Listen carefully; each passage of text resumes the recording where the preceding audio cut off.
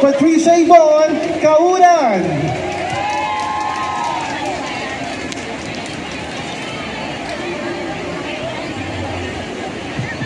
Hello, hello. Hello mga kababayan! Napakainit naman sa Hong Kong. Akala ko nasa Riyadh ako. Pero nandito kami sa favorite namin na puntahan ng Hong Kong. Ang kauna-unahang global center para sa OFWs nandito sa Hong Kong. Ang unang servisyo fair para sa OFWs dito rin sa Hong Kong. Mahal na mahal po kayo ng ating mahal na Pangulo, ng ating pong DFW, ng OWA, at ngayon dumami pa ang ating mga kakampi para sa OFW. Medyo mainit to, no? Kaya pala mga taga Hong Kong, morena. Alam niyo po, kami sa OWA, by the way, sino po nag-apply ng e-card? Ng card? Pwede niyo po yan i-claim doon sa ating Global Center sa 18th floor. At pag ginawa niyo yan, magkape na rin po kayo ng libre. Bago kayo bumalik sa Hong Kong, meron din po tayo mga OFW lounges sa Terminal 1 and 3. Hindi lamang arroz caldo, may pansit pa, siomai at kung ano-ano pa para sa ating mga OFWs.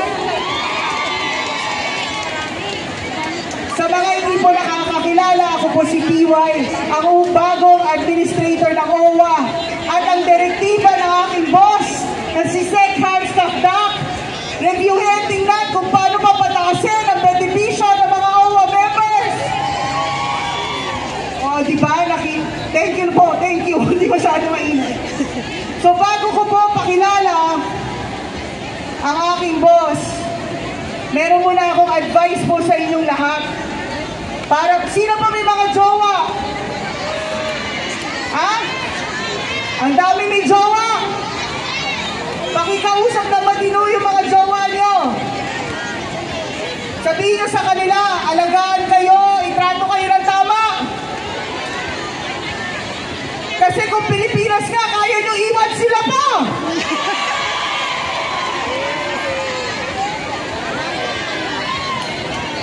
Kaya ang huli kong tanong, OWA or jowa?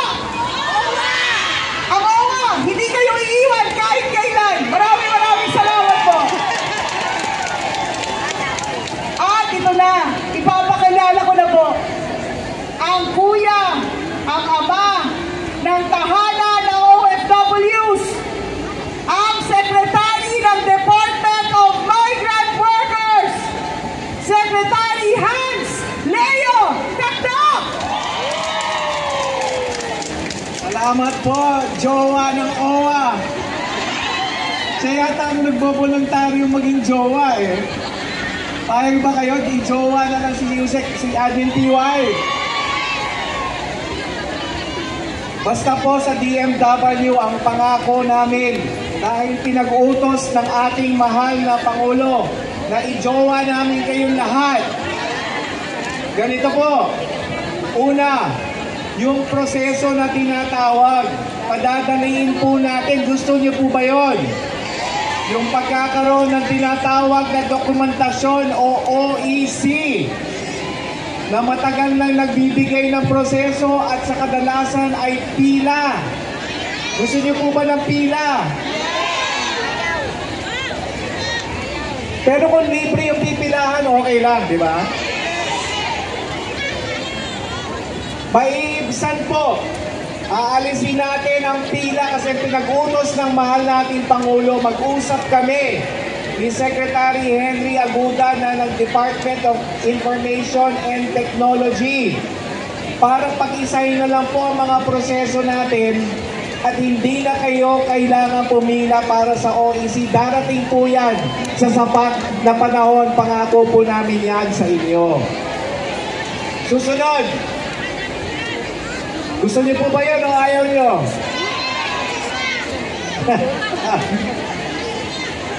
Susunod. Meron tayong action fund. Alam niyo po ba yung action fund? Pag may tulong na kailangan sa aspeto ng legal, medical, o pinansyal, lumapit lang po kayo sa aming Migrant Workers Office, kay Labor Attaché Tony, at kay Administrator PY. OFW Global Center in partnership with the Department of Foreign Affairs and the Philippine Consulate General's Office. Laking pasalamat natin kay Sec Ricky Manalo at kay Conjen Israel. Palakpakan po natin sila.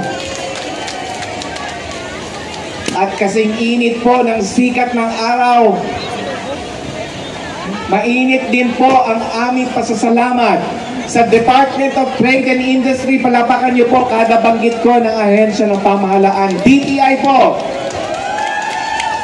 Sec Chris Roque. Si Chief Persida Acosta nandito at ang Public Attorney's Office. PAO. Ang PhilHealth po, si President Mercado. Palakpakan din po natin ang PhilHealth. Si President Declaro at ang Social Security System, SSS, palakpakan po natin. Ang DSWD, Sec Rex Gatchalian, at nandito po si Yusek Pinky Romualdez, ma'am. Cool na cool po si Yusek. Andito po, ihuhuli ko si OWA Administrator PY mamaya. Ang Pag-ibig, si CEO Malin Acosta. Pag-ibig, palakpakan po natin. Ang Land Bank, si President Lynette Ortiz, palakpakan din po natin. Ang Philippine Statistics Authority, palakpakan din po natin. At syempre, last but not the least, si OWA Administrator PY Kaulang. Mga kasama rin po namin sa Department of Migrant Workers, si Yusek Nikki, Yusek Feli, Asek Reggie, at ang Labor Attaché natin, Labor Attaché Tony, at Assistant Labor Attaché Angel. Palakpakan din po natin sila.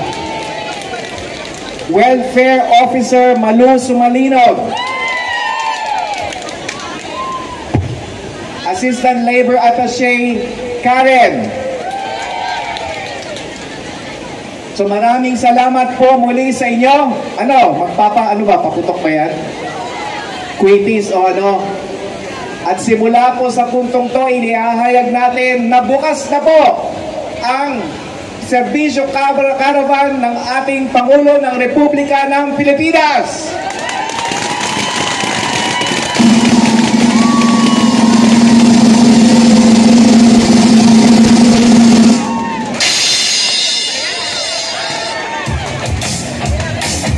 Once again, maraming salamat po. Secretary Hans Zayo Kapta from the Department.